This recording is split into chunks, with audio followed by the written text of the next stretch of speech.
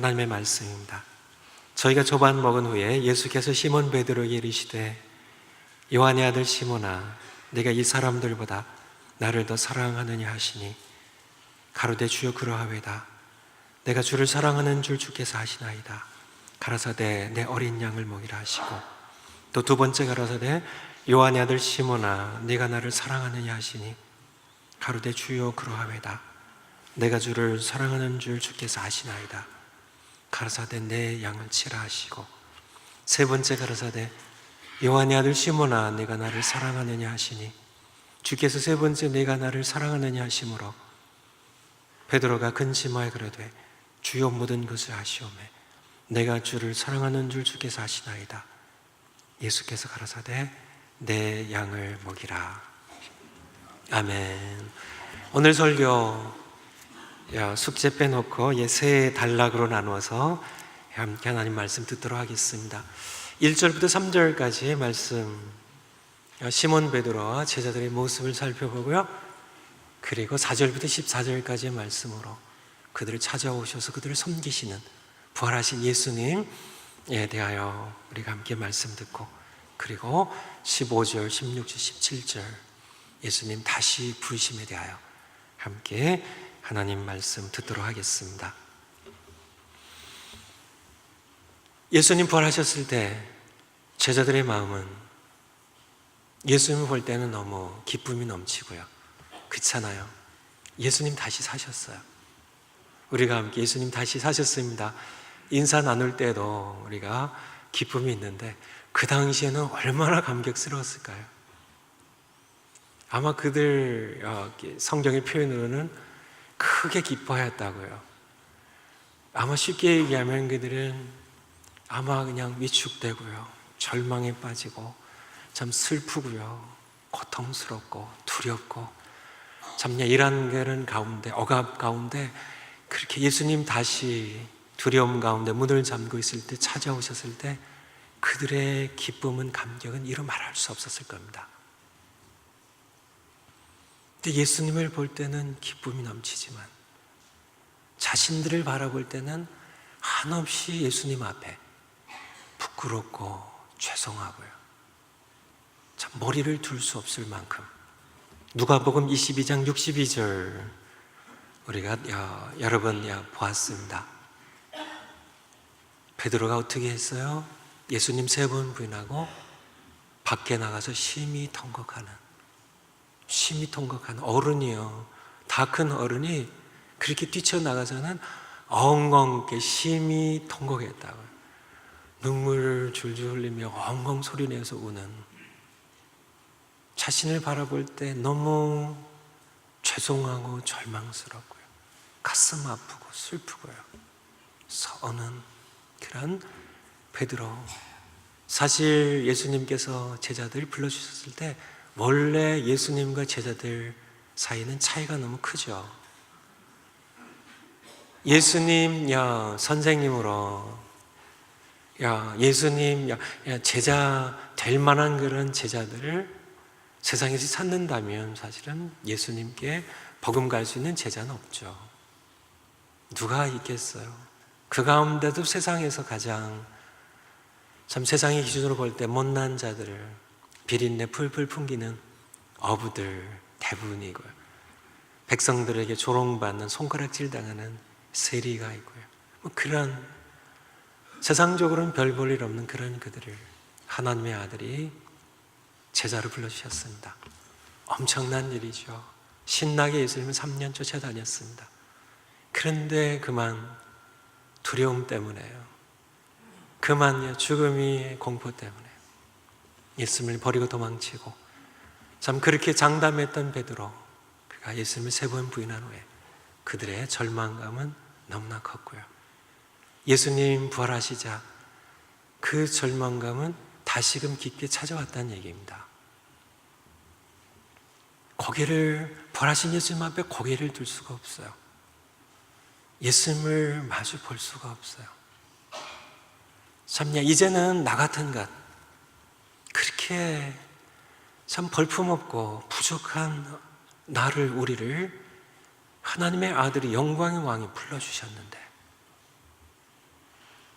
참 그 예수님을 목숨 다 따라 다녔어야 됐는데, 가장 중요한데 예수님 버렸던 그들, 그리고 베드로요. 나 같은 것 이제는 예수님 부활하셨는데요, 예수님은 다 내려놓으셨던 영광을 부활하시면서 다시금 찾으셔서 예수님 더 높아지셨는데 자신들은 더 초라해지냐, 자신들을 바라볼 땐 더 절망할 수밖에 없는, 참 실망의 늪에 빠져서 허우적거릴 수밖에 없는 자신들의 모습이 바로 1절부터 3절까지의 배경 가운데 나오는 겁니다. 그래서 그들은 예수님을 기도하고 기다리지 못했고요, 참 다시 부르심을 기대하며 이제 다시 우린 부르실 거야, 참요 우리를 부르시지 않으면 누구를 부르실까 하고 그렇게 기대에 벅차서 부활하신 예수님을 그들은 만날 그렇게 기다릴 수가 없었다는 겁니다. 다시 예수님 부르시기 전 3년 전으로 돌아간, 옛 직업으로 돌아가는 모습을 보죠. 시몬 베드로가 얘기합니다. 다른 제자들에게, 왜 나는 그냥 물고기나 잡으러 가겠다고요. 그때 다른 6 제자가 함께, 거기에 세베대의 2 아들이 있었는데요, 그쵸, 2절에 보면 세베대의 아들들과 또 다른 제자 둘이, 나다나엘과 디드모라는 도마. 세베대의 2 아들은 누가복음 5장 10절에 보면 베드로와 어떤 관계인가요? 동업 관계입니다. 동업 관계예요. 그래서 동업자를 다시금 옛 직업으로 돌아가는 그들의 모습을, 그 모습을 통하여 우리는 그들의 절망을 볼 수 있습니다. 예수님께서 찾아오셨고요, 예수님께서 참 그물을 배 오른편에 던지라고 했고요, 그러면 얻으리라고 했고요, 던졌더니 많은 그런 물고기를 잡을 수 있었습니다. 그때 7절에 보면 예수의 사랑하시는 그 제자가 보통 사도 요한, 바로 요한복음의 저자를 가리키는 것으로 그렇게 해석을 합니다. 베드로에게 이르시되 주시라 하니 시몬 베드로가 벗고 있다가 주라 하는 말을 듣고 겉옷을 두른 후에 바다로 뛰어내리더라. 이때 베드로의 모습을 여러분들이 그 심경을 아마 살펴볼 수 있을 겁니다. 아직 배에 있어요. 지금 물고기를 지금 이 그물에 가득 잡았어요. 밤새 못 잡다가요. 그 상황 가운데 베드로는 왜 6 제자는 배에 있었는데 왜 물에 뛰어내렸을까요? 이 말씀에 보면은 벗고 있다가 주라 하는 말을 듣고입니다. 영어 성경에 보니까 as soon as, 듣자마자입니다. As soon as Simon Peter heard him say, it is the Lord. 주님이라는 말을 듣자마자 물로 겉옷을 다시 들고 입고 뛰어내리는 베드로. 사실 베드로의 심정으로 보면 우리는 충분히 그의 마음을 이해할 수 있습니다. 그는 예수님 앞에서 너무너무 죄송한 거예요. 아무것도 이제는 내세울 것이 없어요. 다 무너졌습니다. 원래 없던 사람이거든요. 그가 무슨 학식이 있어요, 그가 무슨 재산이 있어요, 그가 무슨 지위가 있어요, 명예가 있어요, 뭐가 있어요? 아무것도 없는, 그에게 한 가지 남아있는 것이 있다면 그것은 그래도 잔뼈가 골고루 어려서부터 그가 종사했던 그 직업이었던 물고기 잡는 겁니다. 그것만은 그래도 유일하게 그가 참 허우적거리며 물에 빠진 사람이 지푸라기로 잡는다는 식으로 그 옛 직업, 그것만은, 내가 물고기 잡는 것만은 다 무너졌지만 이제는 무엇도 자신감이 없는, 예수님도 자기 같은 그런 이젠 쓸모없는, 쓸모있을 뿐만 아니라 배신자인 자기를 다시는 부르실 것 같지 않고 이제는 무엇이 할 일이 남았는가, 한 가지 남아있다면 옛 직업이죠. 그나마 밤새도록 한 마리도 잡지 못한 것은 하나님의 은혜의 섭리였죠. 아무것도 이제는 자기 자신을 믿을 수가 없어요. 아무것도 이제는 할 수 없는, 모든 것이 무너진 그 남은 한 가지 고기 잡는 일까지 자기를 배신하는, 아무것도 할 수 없는 그 절박한, 이제는 절망의 늪에 깊이 빠져들어가는 그러한 자신에게 사도 요한이 예수님이 오셨다는 그 말 한마디에 그는 소망을 본 겁니다. 그냥 이제는 죄송하고 뭐고요. 이젠 예수님께 그렇게 배를 물고기 많이 잡은 그물을 이렇게 끌고 있는 배를 기다릴 수가 없어서 물로 뛰어드는 절망 속에, 그 깊은 절망 속에 예수님을 향하여 뛰어드는 베드로의 모습, 그 모습이 저의 모습이고 우리의 모습이 아니한 것이에요. 부활주일을 맞이하여 다시 우리는 부활 찬송을 드리며 다시 사신 예수님 다시 사셨습니다. 우리의 소망이죠. 참 유일한 우리의 기쁨이요, 이 세상의 영원한 기쁨이요, 참된 우리의 소망의 기쁨이고 감격이죠. 예수님 다시 부활주일에 새롭게 우리를 다시 사신 주님을 찾아오시지만 우리는 다시금 베드로처럼 예수님을 볼 땐 기쁜데 우리 자신을 향해 눈을 돌리면 우리는 절망하고 실망할 수밖에 없는 모습으로 다시 예수님을 만날 수밖에 없다는 얘기입니다. 두 번째 단락입니다. 4절부터 14절까지의 모습이에요. 날이 새어갈 무렵입니다. 예수님께서 바닷가에 서셨습니다. 이 디베리아 바다는 갈릴리 호수예요. 정확하게 얘기하면 게네사렛 호수, 전부 동일한 갈릴리 호수를 한 부분을 가리키기도 하고 전체를 가리키는 그런 이름입니다. 예수님께서 그 해변에 서셨어요. 그래서 제자들을 찾아오신 예수님, 그물을 던지게 하시고 많이 잡게 하신 예수님, 그들이 8절에 보면 다른 제자들은 육지에서 산 거가 불과 한 50간쯤 되므로 300피트 정도입니다. 90m 정도죠. 작은 배를 타고 거기 든 그물을 끌고 왔죠. 육지에 올라와 보니 9절에 숯불이 있는데 그 위에 생선이 놓였고 떡도 있더라. 예수님께서 말씀하십니다. 지금 잡은 생선을 좀 가지고 오라고요. 11절에 시몬 베드로가 먼저 올라갔죠. 그래서 그물을 육지에 끌어올리는데 함께 힘을 합쳤습니다.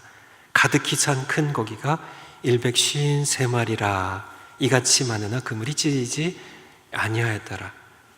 12절에 예수께서 가라사대 와서 조반을 먹으라. 13절에 예수께서 가셔서 떡을 가져다가 저희에게 주시고 생선도 그와 같이 하시니라. 이 모습을 머릿속에 장면을 한번 그려보세요. 예수님의 모습, 예수님께서 제자들 만나셔서 아니 너희들이 그렇게 나를 배신할 수가 있어? 너희들이 의리가 있냐? 믿음도 없는데 참 너희들이 어떻게 그렇게 할 수가 있어? 내가 너희를 어떻게 사랑했는데 너희들이 참 3년 동안 날 무술 보고 따라다녀서 여러 가지로 비난하고 야단치고 그들을 이렇게 얼마든지 하실 수 있는데 단 눈꽃만큼도 그런 기색은 전혀 안 보이죠. 전혀 그렇게 안 하십니다. 이미 자신들의 지은 죄를 알고 있는 제자들입니다. 말씀하시지 않으셔도요. 그런 제자들을 따뜻하게 사랑으로 섬겨주시는, 그러한 기다려주시고 회복시켜주시는, 그야 이 바닷바람에 축축한 바닷바람에 참 밤새 일한 제자들입니다. 그런 제자들, 피곤하고 지친 제자들이에요. 참 밤의 한기에 절어있는 제자들이에요. 그러한 제자들, 예수님께서는 숯불을 피워놓으셨어요. 따뜻하게 제도록에 숯불을 피워놓으시고 또 배가 많이 고플 그들 위하여 생선도 구우시고 떡도 구우셨습니다. 누가요? 예수님이 하셨다니까요. 예수님께서 하신 겁니다. 그리고 또 친히 13절 보니까 가셔서 떡을 가져다가 저희들에게 주시고 시중까지 드세요. 그런 예수님. 보통 그렇잖아요. 공생애 3년 동안도 예수님은 하나님의 아들이신데요. 이 땅을 구원하러 오신 구세주이신데요. 참 영광의 왕이시고 만왕의 왕이신데요. 주님이신데요. 더욱이 이제는 부활하셨잖아요. 내가 너희를 위해 너희 죄를 지고 십자가에 피 흘려 죽었어. 예수님이 얼마든지 참 본인이 한 일이 너무 자랑스럽고 귀한 일이니까요. 얼마든지 예수님이 의식되실 수 있고요. 참 예수님께서 다시 죽음을 이기고 부활하셨을 때, 영광의 왕으로 다시 참 일어나셨을 때 제자들 얼마든지 제자들 위에 군림하시고 그들을 책망하시고 명령하실 수 있는, 당연히 그러실 수 있는 그런 분이신데 예수님 전혀 그렇게 하시지 않으셨다는 겁니다. 그런 모습이 전혀 보이지 않죠. 제자들이 물고기를 셉니다. 이거 보니까 물고기 몇 마리였어요? 153마리였습니다. 이것은 옛날 제자들의 습관입니다. 누가복음 5장에 있는 것처럼, 오늘 요한복음 21장에 있는 것처럼 밤에 고기를 잡습니다. 몇 가지 이유를 생각해 볼 수 있지만은 그 가운데 한 이유는 이 이유가 있을 겁니다. 낮에 물고기를 잡으면 이제 해변에 이렇게 배를 대면요, 저녁 때 되면 물고기는 상해요.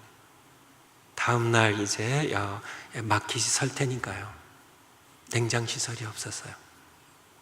다른 이유도 있겠지만은 보통 밤에 물고기를 잡았습니다. 그래서 밤에 물고기를 잡아서요, 아침에 이제 일을 끝내고 이제 이렇게 장에 이렇게 내어놓으면 펄펄 뛰는 싱싱한 그런 생선을 좋은 값에 팔 수 있기 때문에요. 그럴 때마다 그들은 씨알 굵은 큰 물고기를 따로 고른 겁니다. 시장에 내다 팔 수 있는 것들을요. 잘 자란 것들은 살려주는지 아니면 자기네들 집에 가서 잔들과 함께 먹고요. 그 습관이에요. 그래서 꼭 내다 팔 만한 것들이 오늘 25마리 잡았네요.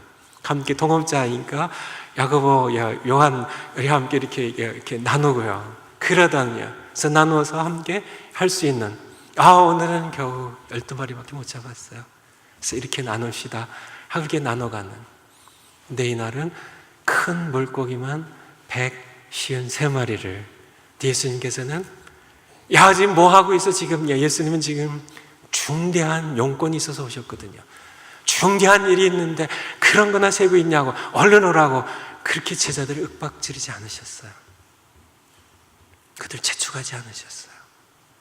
신나가지고 그들이, 그렇잖아요, 절망 가운데, 참 그 억눌림 가운데 그들이 그렇게 물고기를 많이 잡았는데 신나가지고 펄떡펄떡대는 그러한 생선들을, 큰 생선들을 하나하나 쉴 때마다 작대기처럼 이렇게 쉽게 셀 수 있는 게 아니라 이리 튀고 저리 튀는 그런 생선들을 하나하나 신나게 셀 때 예수님은 내내 153마리를 쉴 때까지 기다려주시는, 그러면서 함께 따뜻한 숯불에 젖은 옷과 몸을 말리고요, 미리 준비하신 떡과 생선을 손수 가져다 먹이시고, 그런 예수님, 그 예수님이 바로 우리 예수님이세요. 그들의 예수님이 우리 예수님이십니다. 아마 제자들은 후일 늘 기억했을 겁니다. 해변에서의 식사입니다. 그때 해변에서 우리가 함께 예수님 준비하셔가지고 우리가 그 숯불을 쬐면서 함께 해변의 피크닉입니다. 추억 만들기에 아주 잘하신 예수님, 그때 해변에서 식사를 제자들은 두고두고 기억했을 겁니다. 아마 지금 천국에 가셔서도 예수님 만나서 함께 나누시기도 할 거고요. 15절에 보면 세 번째 큰 단락입니다. 저희가 조반 먹은 후에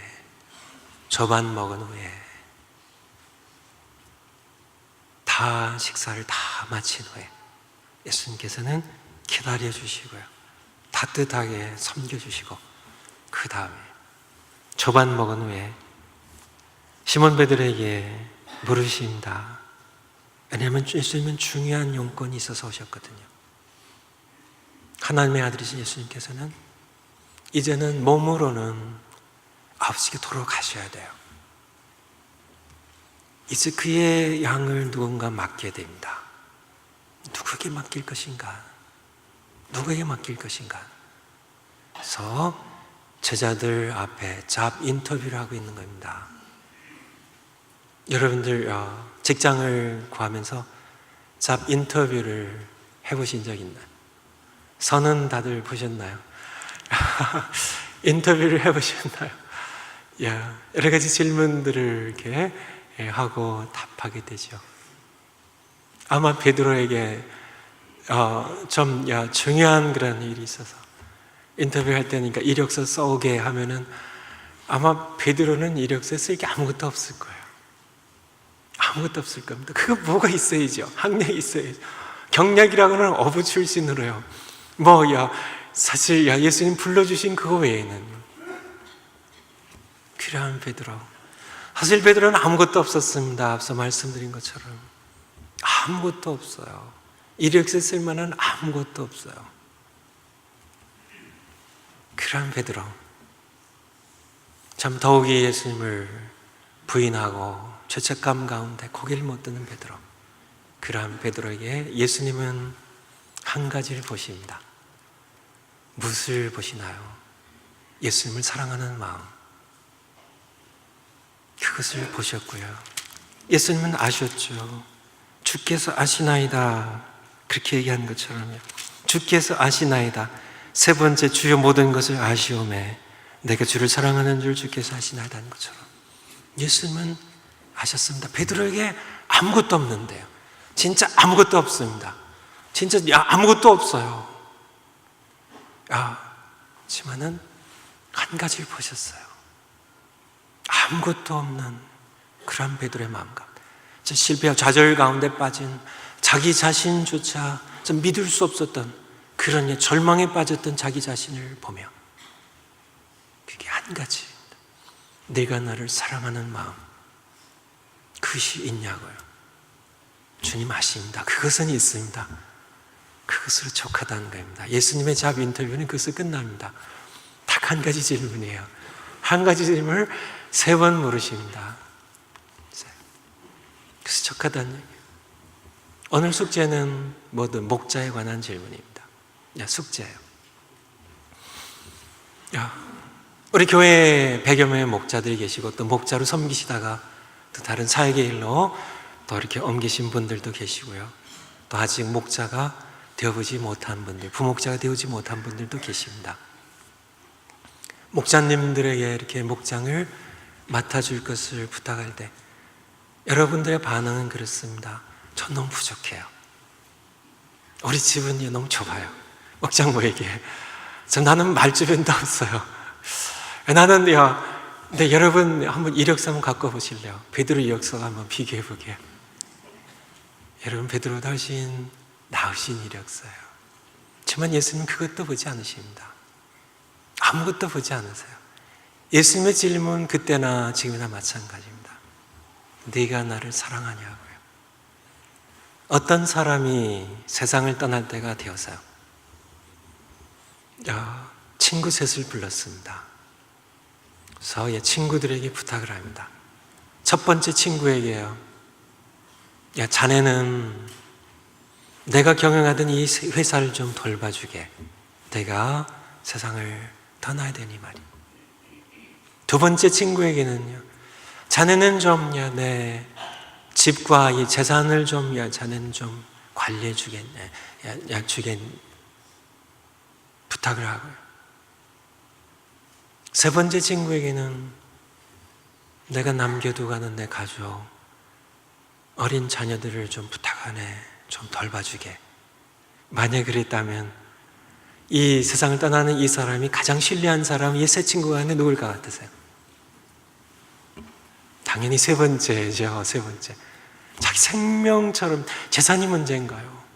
경영하는 기업이 문제인가요? 자기 생명과도 바꿀 수 없는 그런 소중한 가족을요, 어린 자녀들을 맡긴 예수님의 마음입니다. 내 어린 양을 먹이라. 내 양을 치라. 내 양을 먹이라는 예수님께는 3번 다 나의라는 나의 어린 양, 나의 양, 나의 양을 내 양을 좀 돌봐주게 하는 그러한 부탁입니다. 예수님께 이 양들은 너무나 끔찍하게 사랑하는 양입니다. 자신의 생명을 십자가에 못 박고 죽는 것으로 구원하신 양이에요. 여러분들 예수님의 양을 생각할 때 대수롭게 생각지 않을 수 있습니다. 우리는요. 하지만은 예수님께는 참 이 사랑하는, 참냐 이 끔찍하게, 참냐 너무나 소중한, 참냐 어떻게 예수님께서는 이 자녀들 몸으로는 떠나셔야 되는데 이 어린 양들, 이 양떼를 누구에게 맡기는가?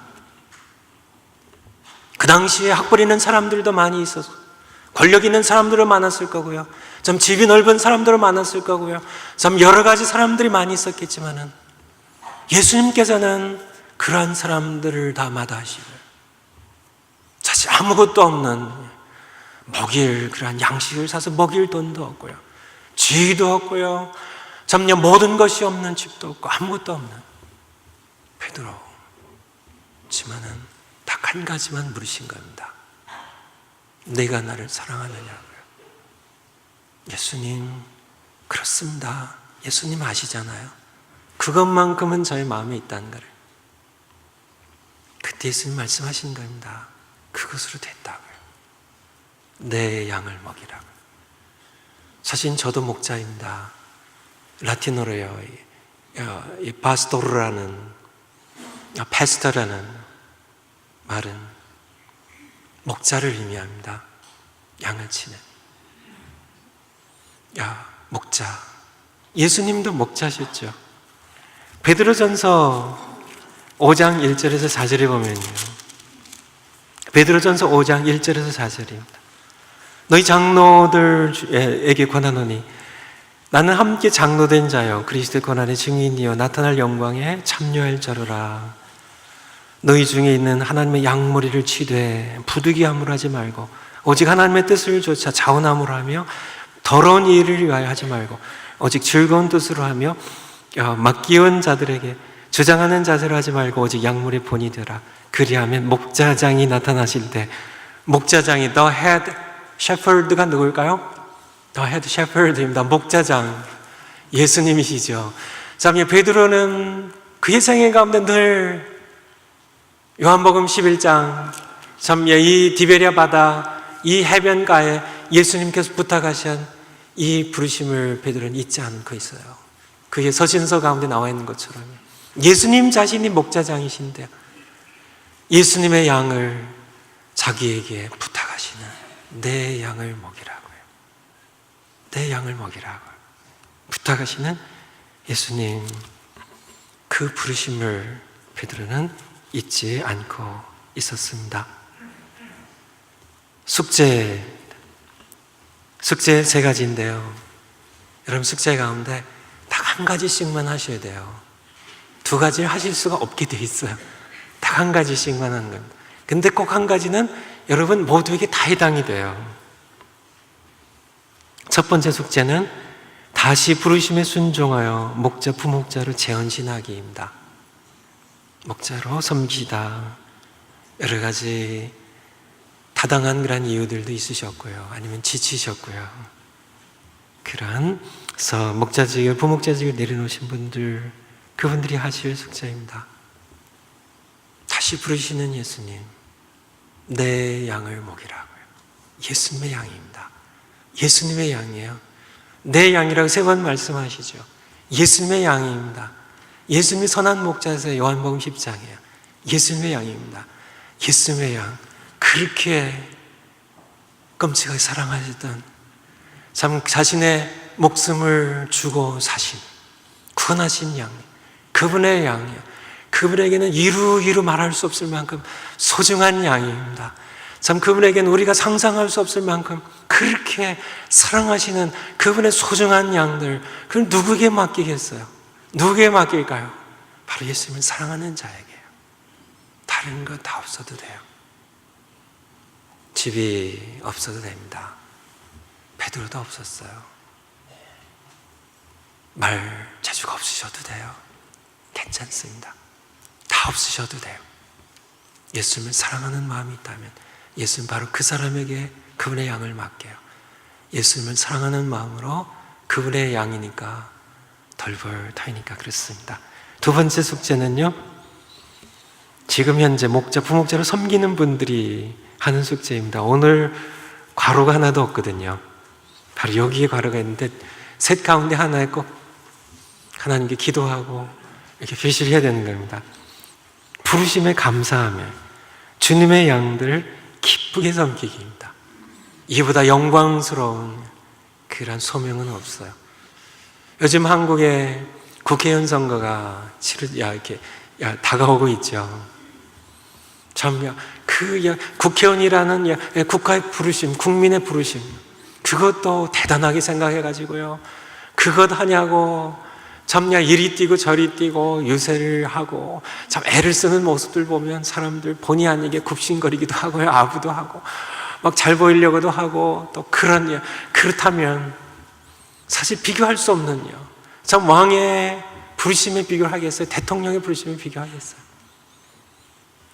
영광의 왕이신 예수님, 그분의 양을 돌보도록 하기 위하여 목자로, 부목자로 부르신 이 부르심은 우리가 이 땅에서 할 수 있는 가장 영광스러운 소명입니다.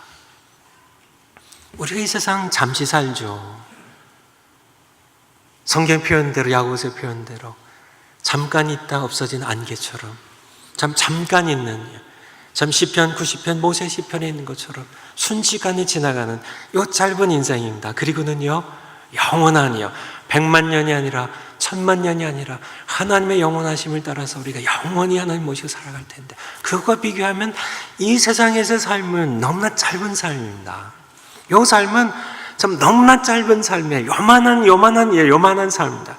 요 삶에 우리가 어떻게든지 우리가 편안하게 살려고요. 요 삶에 어떻게든지 우리가 좀 안일하게 좀 살아보려고요. 그것은요, 우리가 얼마든지 영원히 평안하게 살 날이 영원히 남아있는데, 요 삶에 우리가 그렇게 사는 것 사실은 어리석은 삶이에요. 우리가 살아가며 내 삶의 에너지에 단 한 줌이라도 하나님의 영광을 위해 쓰지 않는 모든 것은 허비입니다. 내 주머니에 1달러를 할지라도 그것이 하나님과 상관없이 그분을 사랑하고 그분의 형상들 지유받은 그분의 계명대로 사람을 사랑하는 데 쓰이지 아니한 것이라면 그것은 웨이스트예요. 그것은 허비입니다. 내 인생 이 세상 살아가며 단 한순간이라도요, 내게 주신 이 인생이란 선물을 의미 없는 삶에 쓰는 그것은 남용이고, 그것은 어리석은 삶의 모습입니다. 세 번째 숙제는 1, 2번 숙제 해당 안 되는 분이 다 여기입니다. 부르심을 준비한 삶입니다. 연세 드셔서도 괜찮아요. 어떤 모습이든 상관없습니다. 예수님을 사랑하며 부르심을 준비하기입니다. 준비하세요. 하늘나라 가기 전에 에녹 처음부터요, 여러분들 여기 계신 모든 분들 영광스러운 이 부르심으로 나도 불러주세요. 나도 준비하고 있겠습니다. 나도 불러주세요. 주님이 부르실 때 여러분들 사양하지 마시고요. 여러분들 다 베드로보다 낫습니다. 그도 부르셨어요. 오직 한 가지입니다. 예수님 사랑하는 마음. 예수님의 양떼들 내가 예수님 사랑하는 마음으로 돌보면 되는 겁니다. 그럴듯한 일은 업적 필요 없어요. 주님 그런 거 전혀 요구하시지 않으십니다. 그냥 사랑으로 섬기는 것만 요구하세요. 성공도 요구하지 않으세요. 다른 거 요구하지 않으세요. 그냥 여러분 하나님께서 주신 모든 것 가지고 기도하고 말씀으로요, 여러분 주신 것 가지고 사랑하면 돼요. 섬기면 돼요. 그것이 전부입니다. 사람들의 이모가 앞에 하는 것 아니고요, 나를 부르신 예수님 앞에 그분의 양을 돌보는 것, 그것을 위해 준비하시는 여러분들 모두 되시기를 축원을 드립니다. 함께 기도하시겠습니다.